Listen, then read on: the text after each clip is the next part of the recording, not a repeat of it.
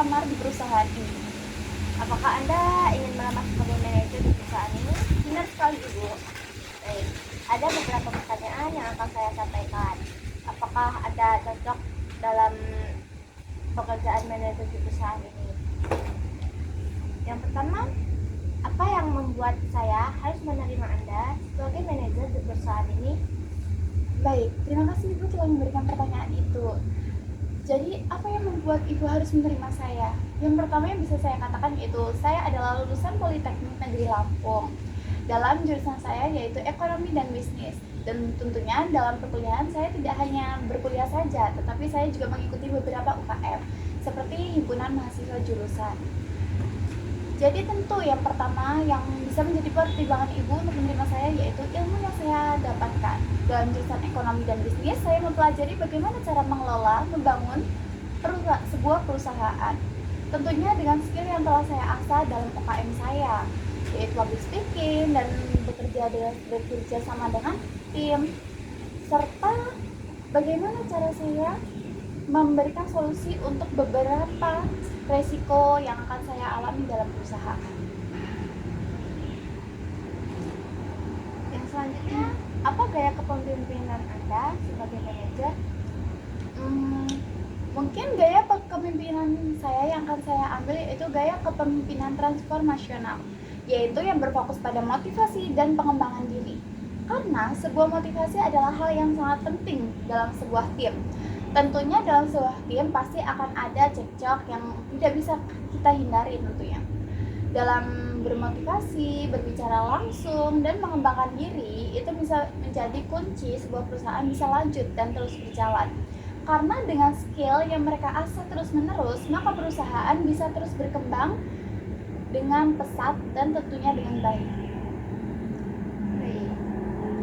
Selanjutnya, bagaimana Anda mendelegasikan tugas Anda sebagai manajer? Terima kasih telah memberikan pertanyaan ini. Saya akan mendelegasikan tugas mereka berdasarkan beban dan kekuatan. Karena kekuatan menjadi salah satu hal yang sangat penting untuk memberikan tugas dalam setiap tim. Tentunya dengan beban. Apakah setiap tim itu bisa menerima tugas itu dengan benar dan dengan semangat yang mereka alami. Karena dengan memberikan tugas berdasarkan kekuatan mereka itu menjadi kunci. Jika kita memberikan tugas hanya berdasarkan ilmu yang pernah mereka dapatkan tetapi tidak dengan pengalaman yang mereka alami, itu tidak bisa menjadi kunci sebuah perusahaan yang terus jalan. Buat apa ada ilmunya tetapi mereka tidak ada pengalaman dalam hal itu. Jadi itu adalah hal yang sangat penting. Selanjutnya, bagaimana Anda menangani konflik dalam anggota tim? Jadi bagaimana cara menangani konflik itu? Yang pertama, saya akan menjadi mediator netral, orang ketiga. Saya tidak membela salah satu dua pihak yang mengalami konflik. Pertama, saya akan mencari tahu konflik itu berasal dari apa dan apa sebab masalahnya. Yang kedua, saya akan berbicara langsung dengan seseorang yang mengalami konflik. Dengan berbicara langsung, berbicara empat mata, saya akan menanyakan apa perihalnya, apa dasar dari konflik itu terjadi, tidak hanya dalam satu pihak, tapi dalam pihak-pihak yang tercantum dalam konflik. Kemudian, saya akan menanyakan tentang konflik itu dengan anggota tim yang lain. Jika saya sudah menemukan jawabannya, saya akan melakukan diskusi tim atau kelompok untuk memberikan solusi dan motivasi bagaimana cara menyelesaikan tanpa adanya konflik dalam tim, karena tim itu sesuatu yang sangat penting dalam sebuah perusahaan. Jelaskan pencapaian manajerial terbesar Anda. Jadi seperti yang saya katakan tadi, ini adalah baru pertama kalinya saya mencalonkan diri untuk menjadi seorang pekerja. Pencapaian manajerial yang pernah saya alami yaitu dalam organisasi. Saya pernah mencapai itu 85% dalam sebuah tim yang saya bentuk dalam sebuah organisasi itu. Karena mengapa saya berfokus pada tim? Karena tim itu menjadi kunci dan saya yakin 85%. Kenapa saya sangat yakin 85% itu terjadi? Karena setiap program yang saya jalani itu bisa berjalan dengan lancar.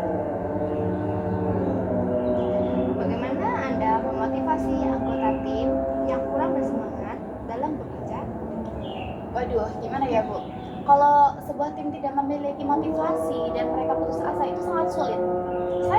Saya mengaku itu sangat sulit. Tetapi untuk menanganinya yaitu pertama saya akan melakukan pertemuan langsung dan deep talk dengan dia. Mengapa dia bisa tidak semangat dalam tim? Apa penyebab yang membuat dia tidak semangat? Dan kira-kira apa solusi yang bisa saya berikan untuk dia? Karena apa ya Bu, tentu tim itu sangat penting sekali. Jika salah satu tim bisa mengurangi semangat dan tidak memiliki semangat, itu pasti akan menimbulkan konflik yang akan terjadi, dan pasti tentunya ada sebab akibatnya, entah masalah individu, tentang anggota lain, atau masalah pribadi, entah keluarga atau hubungan dan yang lainnya. Tapi itu sangat penting dan menjadi fokus. Karena jika sebuah anggota tidak memiliki fokus dan tidak semangat, itu akan mengurangi hasil kerja mereka. Ceritakan tentang keputusan yang pernah Anda buat. Keputusan yang pernah saya ambil dan terberat ya, keputusan yang pernah saya ambil dan terberat dalam organisasi saya yaitu adanya anggota organisasi saya ingin keluar dari organisasi. Dan yang membuat saya sangat sulit itu karena dia tidak ingin mengatakan apa sebabnya, dan sangat sulit karena mempertahankan seseorang yang tidak ingin bertahan itu sangat sulit Ibu. Tapi yang akan saya lakukan tidak hanya menyerah, saya akan berbicara dengan dia. Apa yang membuat dia ingin keluar, apa sebabnya, dan kira-kira bisa tidak diberikan solusi terbaik. Saya akan memberikan solusi terbaiknya. Jika dengan solusi itu dia tetap kekeh ingin keluar, maka saya akan memberikan motivasi dengan hasil kinerja dia selama ini.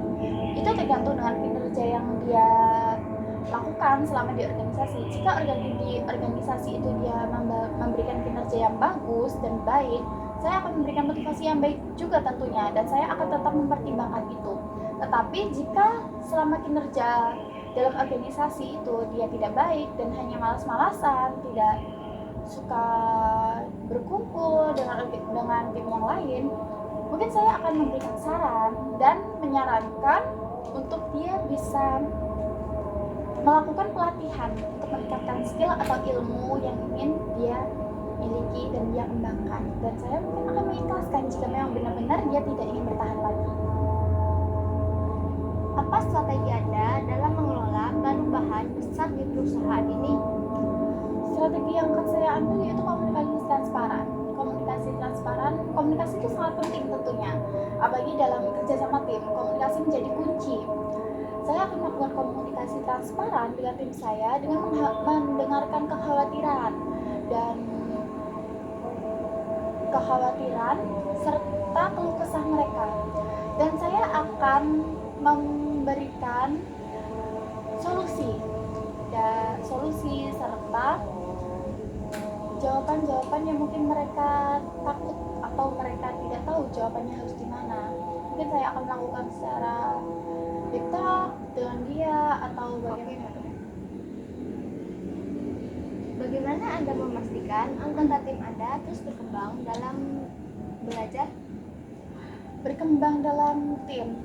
Jadi yang pertama saya akan melakukan pelatihan internal dalam perusahaan.